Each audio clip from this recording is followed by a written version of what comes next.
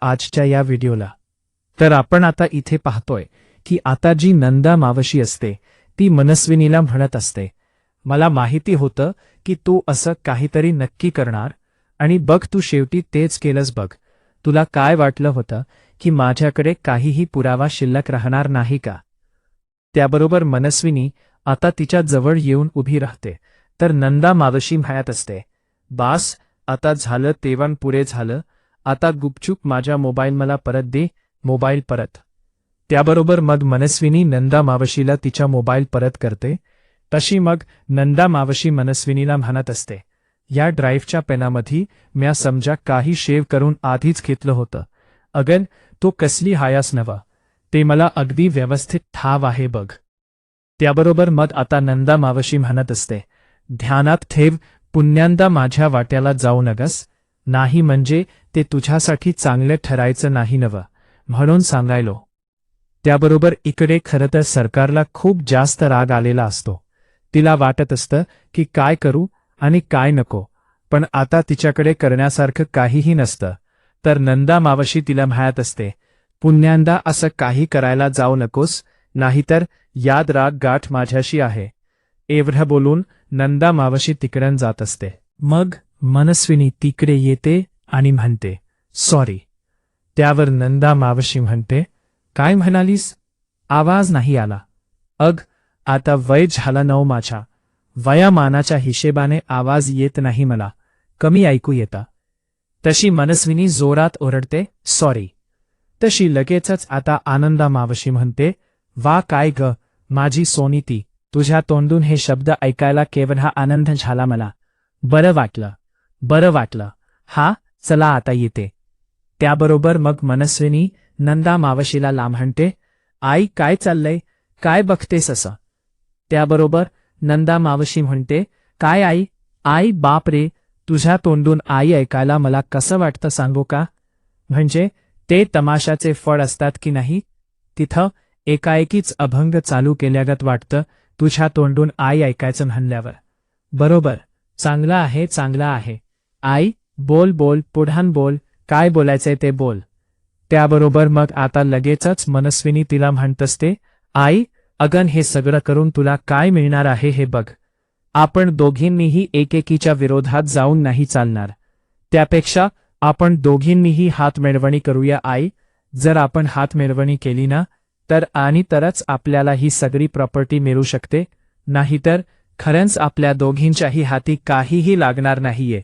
म्हणून म्हणते, प्लीज ऐक माझ्याबरोबर हात मिळव, आपण एकत्र आलो ना तरच आपण दोघीही फायद्यात राहू शकू, म्हणून म्हणते, प्लीज ऐक माझा, उगाचच वेड्यासारखं वागू नकोस। त्याबरोबर मग नंदा मावशी म्हणते, खरं सांगू का तुला, नाही म्हणायचं तुझं मन आहे की नाही ते एकदम काळण आहे बघ, पण पहिल्यांदा तुझे हे शब्द मला पांढरे असल्यासारखं वाटले, आता तू बोलायलास त्यात दम तर आहे, चल करू हात मिळवून घे, मंजूर आहे मला। आणि मग आता लगेचच नंदा आणि मनस्विनी एकमेकींना हात मिळवतात। त्यानंतर आता दुसऱ्या दिवशी सखी आणि कुल्फी या दोघी जणी बाजारात गेलेल्या असतात। आता सखी ही कुल्फीला म्हणत असते, कुल्फी चल बाळा पटापट, आणखीन घरी जाऊन आपल्याला खूप कामं आहेत। कुल्फी म्हणत असते, हो गे सखी, मला माहिती आहे आज मदर्स डे आहे, त्याचीच कामं बोलत असशील ना तू, तुला माहिती आहे का आज मदर्स डे आहे, म्हणून मी आईसाठी फुलंसुद्धा घेतली आहेत। त्यावर सखी म्हणते, वा किती छान। त्याबरोबर कुल्फी म्हणते, सखी दी मला गोळा खायचा आहे, गोळा खाऊया। सखी म्हणते, कुल्फी बाळा उशीर होतोय आता, नको आपण पुन्हा कधीतरी खाऊ, आता घरी चल प्लीज। त्याबरोबर कुल्फी हट्ट धरते की नाही मला गोळा हवाय आणि मला गोळा आत्ताच हवाय, सखी प्लीज नको नागे बोलूस, प्लीज सखी म्हणत असते कुल्फी। बाळा अग खूप उशीर होईल आपल्याला घरी जायला, आधीच आपल्याला मार्केटमध्ये खरेदी करता लेट झालाय, त्यात आणखीन उशीर नको ना व्हायला, चल आता चल। बरं मग तू पुन्हा नंतर गोळा घे। कुल्फी म्हणते, नाही मला आता गोळा हवाय सखी प्लीज। त्याबरोबर कबीर तिकडे बाईकवर बसलेला असतो। तो आता लगेचच म्हणू लागतो, उन्हाळ्याच्या दिवसात गोळा नाही म्हणन, म्हणजे पौर्णिमेच्या दिवशी अमावस्येचा चंद्र म्हणण्यासारखा आहे. त्याबरोबर मग आता सखी म्हणते, कुल्फी, आता तर गोळा अजिबात घ्यायचा नाही, चल माझ्याबरोबर. आता सखी कुल्फीला, चल माझ्याबरोबर असं म्हटल्यावर कबीर आता कुल्फीला म्हणत असतो, कुल्फी गोळा खाणं ते सुद्धा गरमीच्या दिवसात चांगली गोष्ट आहे. आणि मग लगेचच तो कुल्फीकडे येतो आणि कुल्फीला म्हणत असतो, तुला माहिती आहे का, गरमीच्या दिवशी गोळा खायला किती छान वाटत ते. त्याबरोबर मग आता लगेचच सखीही कुल्फीला म्हणत असते, कुल्फी चल बाळा, मी उशीर होतोय म्हटलं ना, चल आपण नंतर खाऊ कधीतरी गोळा. त्याबरोबर त्या ठिकाणी कबीर येतो. कुल्फी म्हणते, अरे जिजू, तू इकडे. त्याबरोबर मग कबीर म्हणतो, हो मी इकडे. तुला गोळा खायचा आहे ना? त्यावर ती म्हणते, हो जिजू, पण तू इकडे काय करतोयस? त्यावर तो म्हणतो, काही नाही, थंडावा शोधतो या गरमीच्या दिवसात. त्यावर कुल्फी म्हणते, म्हणजे तू पण गोळा खायला आलायस? त्यावर कबीर म्हणतो, हो, गोळाच खायला आलोय मी सुद्धा. चल घेऊया मग गोळा. त्याबरोबर कुल्फी म्हणते, हो चालेल ना जिजू, घे गोळा. त्याबरोबर मग आता लगेचच कबीर हा म्हणत असतो, कुल्फी, माझ्या माणसांसाठी मी माझ्या हाताने गोळा बनवतो. काय? त्याबरोबर आता सखी कबीरला म्हणते, पण मी गोळा खाणारच नाहीये. तसा लगेचच कबीर हा कुल्फीला म्हणतो, कुल्फी बाळा, मी तुझ्याबद्दल बोलतोय, मी तुझ्यासाठी माझ्या स्वतःच्या हाताने गोळा बनवतो. हा?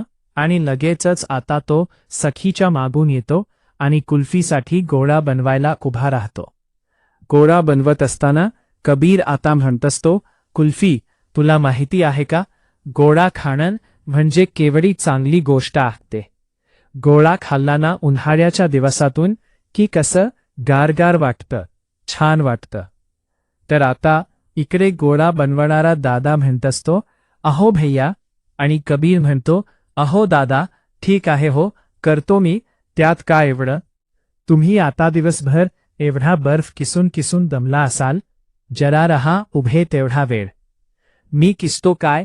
आणि मग कबीर हा आता बर्फ किसायला घेतो. कबीर आता कुल्फी बरोबर बोलत असतो. तो कुल्फीला विचारतो, कुल्फी मला सांग, जर तुला कोणी असाच बर्फ खायला दिला तर तू खाशील का गे, तुला आवडेल का? त्यावर कुल्फी म्हणते, नाही रे जिजू, कसा लागेल तो? त्यावर कबीर म्हणतो, बरोबर, पण जर तोच बर्फ तुला कोणी किसून दिला तर? त्यावर कुल्फी म्हणते, मग तो छान लागेल. कबीर म्हणतो, बरोबर, मग माणसाच्या रागाचं सुद्धा तसंच असतं. तो हास्य राग असा कणखर असतो, मग आपल्याला त्याला असा किसून मौसूद बनवावा लागतो. मग तो राग असा मौसूद झाल्याच्या नंतर त्याला असा व्यवस्थित साच्यात भरावा लागतो. त्यानंतर मग त्या साच्याला व्यवस्थित पकडून त्याला अंजारायला गोंजारायला लागतात. आता ते 2 गोंद असतात आणि ते एका जागी बसलेले असतात. ते आता कबीर हा सखीला आणि कुल्फीला जे सांगतोय ते ऐकत असतात आणि त्यांची नजर फक्त सखीवरती खेळून असते. ते सखीकडे वाईट नजरेने बघत असतात, पण सखी आणि कबीर दोघांनाही ही गोष्ट माहीत नसते. आता मग कबीर सखीला आणि कुल्फीला बरोबर गोळ्याचं महत्त्व सांगत असतो.